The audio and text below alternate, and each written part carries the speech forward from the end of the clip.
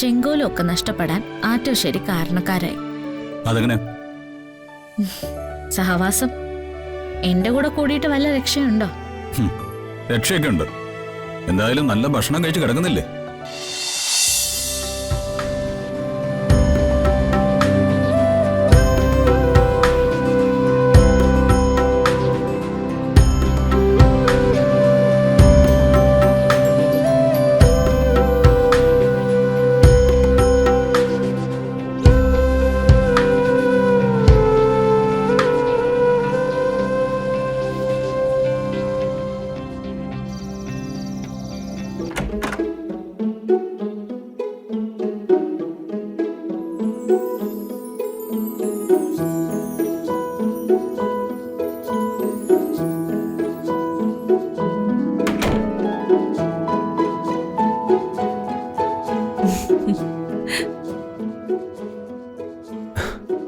അല്ല, ഇതെന്താ പരിപാടി?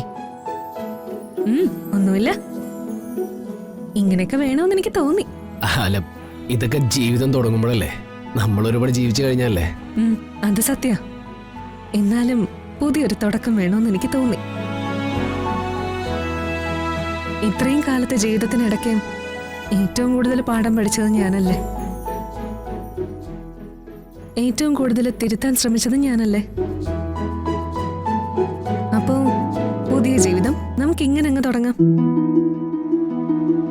സൂര്യ മാത്രം സ്നേഹിക്കാനും സൂര്യയുടേത് മാത്രം ആകാനും ഇനിയുള്ള ജീവിതം ഞാനങ്ങ് മാറ്റിവെക്കാം.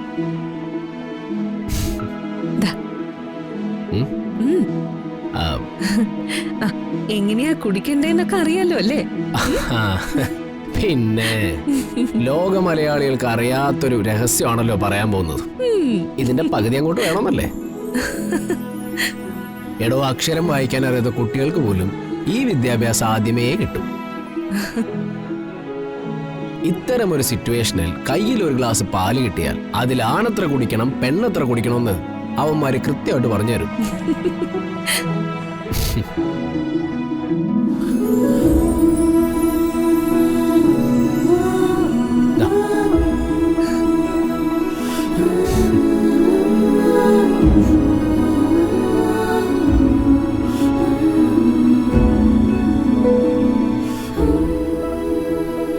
ആദ്യം കുറച്ച് ടെൻഷനൊക്കെ ഉണ്ടാവും, പിന്നെ ഒരു തുറന്നു പറച്ചിൽ, അത് കഴിഞ്ഞ് നമ്മുടെ റിയാക്ഷൻസ്, പിന്നെ കുറച്ച് റൊമാൻസ്.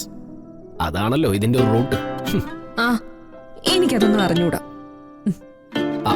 പക്ഷേ എനിക്ക് നന്നായിട്ടറിയാം.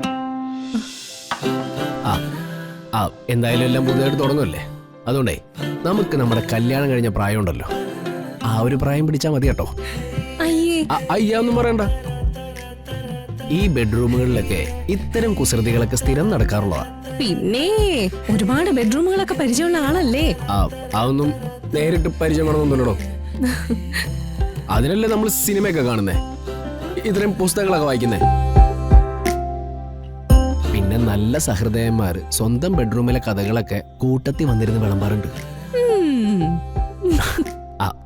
തൽക്കാലം അവരുടെയൊക്കെ ജീവിതം അവർക്ക്, നമ്മുടെ ജീവിതം നമുക്ക്. ദാ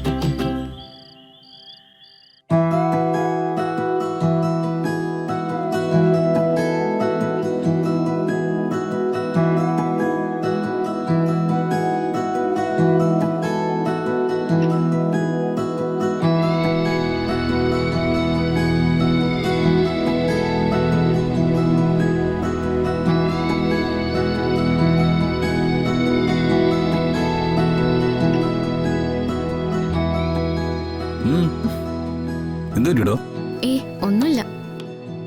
വാ, ഇവിടെ ഇരിക്കേ. നോക്കട്ടെ, ഈ കൈയാണോ വേദനിക്കുന്നേ? ഞാൻ പറഞ്ഞില്ലേ അങ്ങനെ വേദനയൊന്നുമില്ല. ഒട്ടും വിശ്രമമില്ല. മ്യൂസിക് ട്യൂഷൻ, ആറ്റുവശ്ശേരി സദ്യ, അതിന്റെ തയ്യാറെടുപ്പുകൾ, പിന്നെ അത് വണ്ടി ഓടിച്ച് കൊണ്ടുപോയി കൊടുക്കാനുള്ള കാര്യങ്ങൾ. ശരിക്കും ക്ഷീണിച്ചു അല്ലേ? അതൊന്നും സാരമില്ല. ഒരുപാട് പേരില്ലേ പണിയെടുക്കുന്ന. എന്നെക്കാളും കഷ്ടപ്പെട്ട് ജോലിയെടുക്കുന്ന സ്ത്രീകൾ എത്രയോ പേരുണ്ട്. ശീലമായി വരുമ്പോ ഇതൊന്നും ഒരു പ്രശ്നമല്ല. ആ കഷ്ടപ്പാട് പറയാതിരിക്കാൻ ശീലിച്ചാൽ അത്രയും നല്ലത്. അതെന്റെ കുട്ടിക്ക് നന്നായിട്ട് അറിയാമല്ലോ.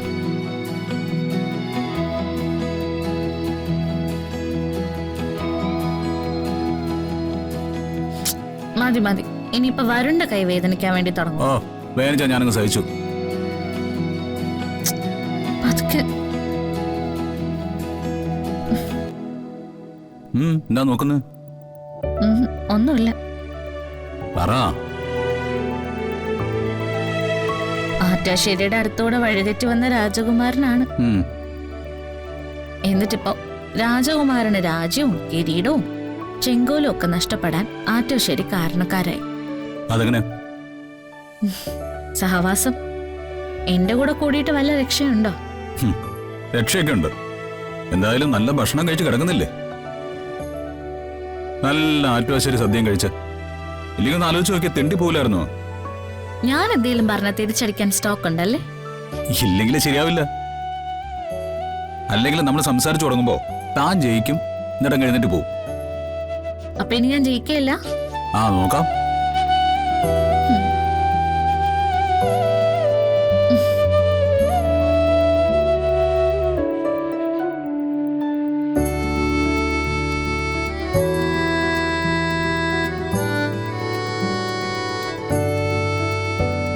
എന്റെ പാവം പെണ്ണ്. എന്താ? ഒന്നുമില്ല, പാവാണെന്ന് പറഞ്ഞതാ.